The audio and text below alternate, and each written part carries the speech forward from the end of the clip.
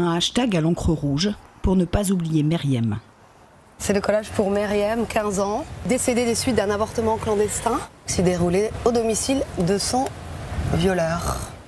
Ibtissam Lashgar a du mal à garder son calme. L'activiste défend depuis plus de 20 ans le droit à l'avortement. Le droit à l'avortement pour toutes en fait, pour toutes les femmes. Le droit des femmes à disposer librement de leur corps.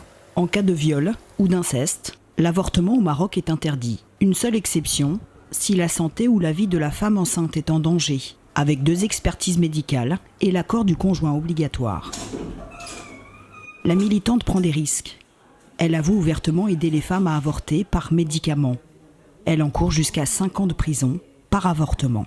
Je ne peux pas être tranquille en sachant qu'il y a des femmes qui peuvent mettre leur vie en danger et qu'il peut y avoir des milliers de femmes qui décèdent, puisque dans le monde d'ailleurs, toutes les 9 minutes, une femme décède à cause d'un avortement à risque, qu'il y a à peu près 800 avortements clandestins par jour au Maroc, ce qui est donc énorme.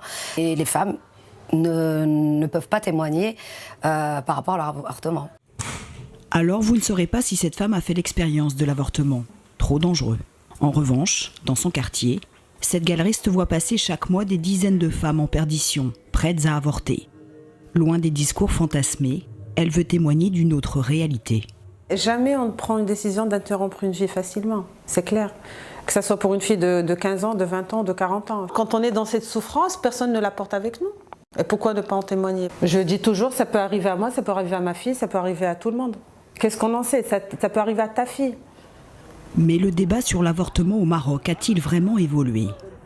Dans la prestigieuse section Sciences Po de l'Université internationale de Rabat, les futurs décideurs du pays sont à l'écoute.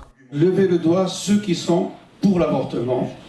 Mais les défenseurs du droit à l'avortement, même restreint, répètent encore les mêmes arguments. Ce n'est pas pour la débauche, nous n'encourageons nullement la débauche.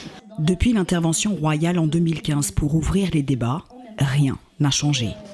À l'époque, les islamistes au pouvoir acceptent d'étudier la loi mais préviennent « rien ne doit contredire la charia ».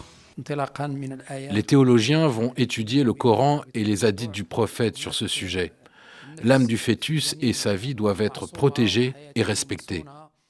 Il y a quelques jours, le nouveau chef du parti affichait son refus de l'avortement au nom de la famille et de la charia. Les islamistes ne sont plus au gouvernement mais avec les libéraux, pas plus de changements.